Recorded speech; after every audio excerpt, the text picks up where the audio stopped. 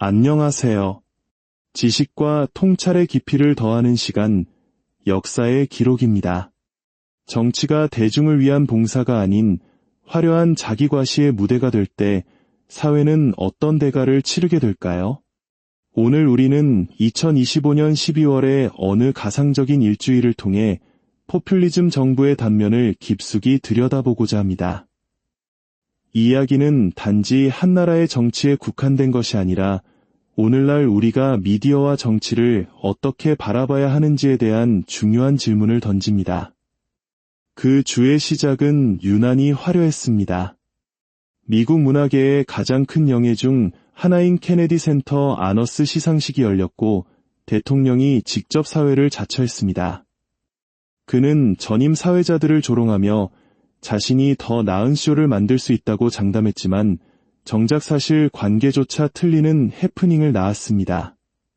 중요한 것은 내용이 아니라 자신이 무대의 중심에 서 있다는 사실 그 자체였습니다. 영예를 아는 인물들의 면면도 흥미롭습니다. 전설적인 록밴드와 컨트리 가수, 그리고 액션 영화 배우까지 다양성을 굿에 맞추기 위해 흑인 여성 가수를 포함시켰지만 대통령은 그녀를 칭찬하며 모든 흑인 여성이 백인 남성에게서 가장 듣기 싫어할 법한 외모에 대한 무례한 농담을 던졌습니다.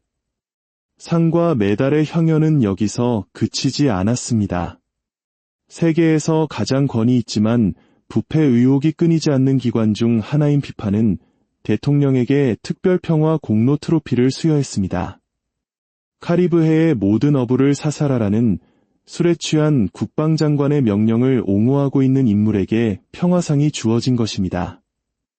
이 모든 소동은 한 가지를 명확히 보여줍니다.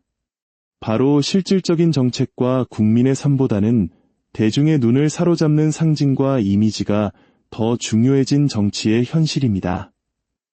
이것은 우리가 오늘 이야기할 모든 문제의 서막에 불과합니다. 사회의 가장 취약한 계층을 뒤흔드는 문제는 이민 정책뿐만이 아니었습니다.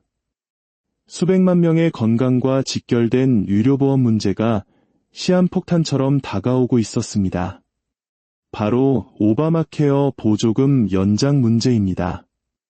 오바마케어는 이전 정부가 도입한 건강보험 개혁법으로 저소득층이 민간보험에 가입할 수 있도록 정부가 보조금을 지급하는 것이 핵심입니다.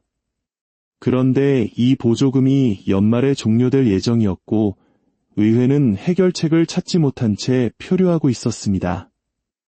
우리나라의 전국민 건강보험 제도에 익숙한 우리에게는 다소 낯선 상황일 수 있습니다. 미국은 공공의료 시스템이 아닌 민간보험이 중심이기 때문에 정부 보조금이 끊긴다는 것은 곧 수많은 가정이 파산에 이를 수 있는 살인적인 병원비 폭탄을 맞게 된다는 것을 의미합니다. 상황은 최악이었습니다.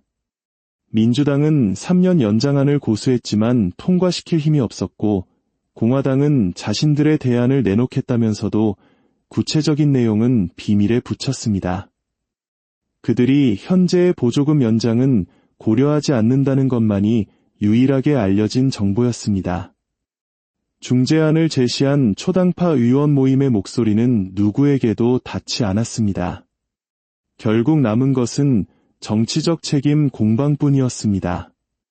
연말까지 해결책이 나오지 않으면 공화당은 민주당이 자신들의 합리적인 제안을 거부했기 때문이라고 비난할 것이고 수백만 명의 국민은 새해부터 치솟는 보험료 고지서를 받아들고 절망에 빠질 것입니다.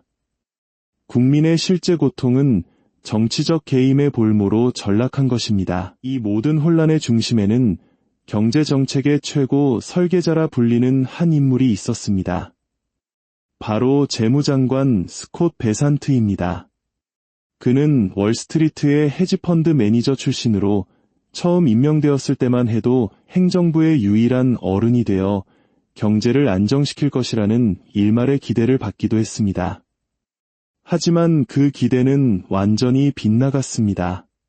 그는 경제 수장이라기보다는 정권을 옹호하는 가장 열렬한 스피커가 되었습니다.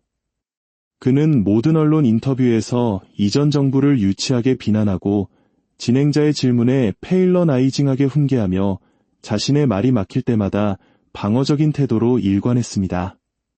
그의 기만적인 면모가 가장 잘 드러난 사건은 서민물가지수 카먼만 CPI라는 생소한 지표를 인용했을 때였습니다. 그는 이 지수를 근거로 인플레이션은 완전히 통제되고 있으며 언론이 사실을 왜곡하고 있다고 주장했습니다. 서민들이 주로 소비하는 식료품, 휘발유, 임대료 등을 측정한다는 이 지수는 언뜻 그럴듯하게 들립니다. 하지만 문제는 이 지수를 만든 곳이 바로 현 정부를 노골적으로 지지하는 한 소규모 자산운용사라는 점이었습니다. 저는 그 회사를 조사해 보았습니다. 놀랍게도 그들이 운용하는 모든 투자 전략은 시장 평균 수익률을 한참 밑돌고 있었습니다. 예를 들어 그들의 대표적인 우량주 기회 전략은 지난 3년간 13.9%의 수익을 냈습니다. 나쁘지 않다고요. 하지만 그들이 비교 기준으로 삼은 S&P 500 지수는 같은 기간 동안 24.9%나 상승했습니다. 시장의 가장 기본적인 흐름조차 따라가지 못하는 실력 없는 자산운용사가 만든 출처와 방법론도 불분명한 지수를 가지고 한 나라의 재무장관이 국민 경제가 괜찮다고 강변하고 있었던 것입니다. 이것은 국민을 속이는 것을 넘어 우롱하는 행위입니다. 재무장관의 장밋빛 주장과는 달리 국가 재정의 현실은 암울했습니다. 회계연도가 시작되는 10월, 단 한 달 만에 발생한 재정 적자는 무려 2,840억 달러에 달했습니다. 정부가 그토록 자랑하던 관세 수입은 어땠을까요? 10월 한 달간 310억 달러가 걷혔습니다. 대통령이 주장하던 수조 달러와는 거리가 멀어도 한참 먼 숫자입니다. 이 금액이 얼마나 미미한 수준인지 비교해 보겠습니다. 이는 소위 매그니피센트 7분이라 불리는 거대 기술 기업들의 월 수익의 절반 수준에 불과합니다. 또한 국가 전체 세수에서 법인세가 차지하는 비중은 절반에도 미치지 못했습니다. 즉, 국가는 점점 더 많은 빚을 내어 운영되고 있었고 기업들은 막대한 이익을 거두면서도 그에 상응하는 세금을 내지 않고 있으며 그 부족분을 메우겠다던 관세는 조족지혈이었던 것입니다. 이런 상황에서 서민물가 지수 같은 통계 조작으로 현실을 가리려는 시도는 마치 거대한 댐의 균열을 작은 반창고 하나로 막으려는 것과 같습니다. 눈앞에 작은 구멍을 가릴 수는 있겠지만 결국 댐 전체의 붕괴를 막을 수는 없습니다.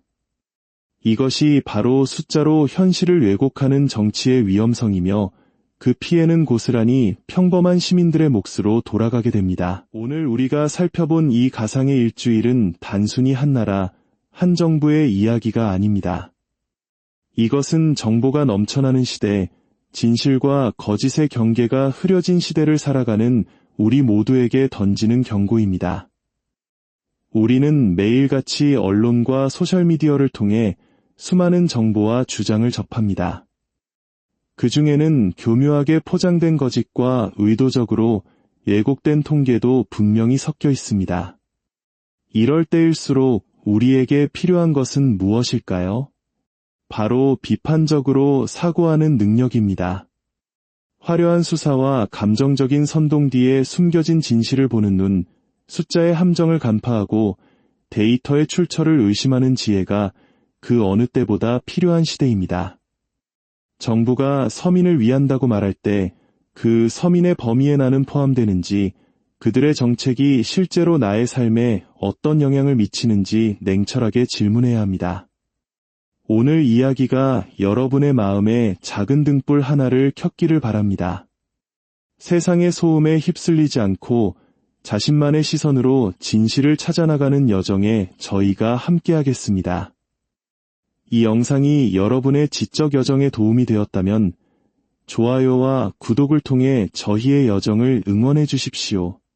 여러분의 작은 클릭 하나하나가 더 나은 콘텐츠를 만드는 데 큰 힘이 되며 이는 곧 진실을 향한 여러분의 발걸음을 지지하는 하나님의 축복과도 같을 것입니다.